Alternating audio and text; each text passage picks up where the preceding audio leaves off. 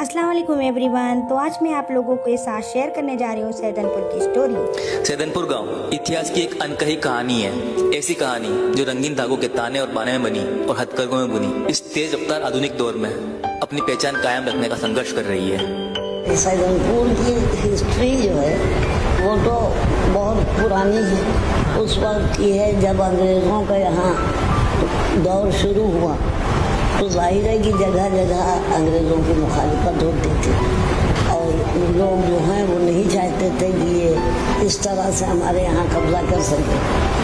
तो उस वक्त सैदनपुर में मौलवियों का ख़ानदान एक था जो बहुत ही जाना माना ख़ानदान था और पूरे सैदनपुर के ऊपर उन्हीं लोगों की हुकूमत थी। लेकिन उसके बाद ऐसा हुआ कि अंग्रेज़ों ने उनको बहुत बुरी तरह क्रश किया और ऐसा किया कि बिल्कुल आप समझिए कि उनके जो मकानात और जो उनकी बिल्डिंग्स थी उनको सबको ख़त्म करवा दिया। सैदनपुर गांव को इस तरह बसाया गया था कि यहाँ पर चुराहे, नाई, धोबी, लुहार, सुतार, किसान, कुम्हार आदि हुनरमंद और मेहनत का श्लोक बसते थे। यहाँ गरीबी थी पर बेरोजगारी नहीं। बुनकरी यहाँ की पहचान थी और यहाँ के लोग खुशहाल थे। ये जो गांव था ये जुलाहों का गांव था और इसकी अक्सरियत आबादी की अक्सरियत जुलाहों की है, दस्तकारी है।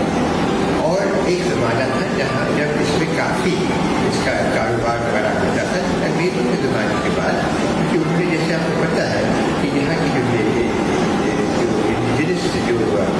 उद्योग था वो खत्म करने की कोशिश की ताकि अंग्रेज जो कपड़े वगैरह थे वो ज़्यादा बिक सके। उसके ज़माने में इस बात से कम हो गया था। अंग्रेजों के समय यह बुनकरी का काम लगभग बर्बाद हो चुका था, लेकिन आज़ादी के बाद परिस्थितियां बदली और यहाँ के बुनकरों को फिर से काम मिलना शुरू हुआ। लेकिन इसके साथ साथ बुनकरों की सामाजिक स्थिति में भी काफ़ी बदलाव आ चुका था। अरे अब तो बहुत बदलाव आएगा। अगर बुनकर का मतलब वही रहा, करहु नहीं देख रहा। अब दूसरे रोजगार दूसरे से मतलब काम हम लोग कर रहे हैं, जो दे वैसे ही खाना चल रहा है। एक वक्त था जब यह मलमल का कपड़ा बुना जाता था और उस पर जरदोजी का खूबसूरत काम हुआ करता था। तब बुनकर खुद उसे बाराबंकी और लखनऊ की मंडियों में बेचा करता था, पर अब वो बिचौलियों पर निर्भर हो चुका है और वो मालिक से मजदूर बन चुका है।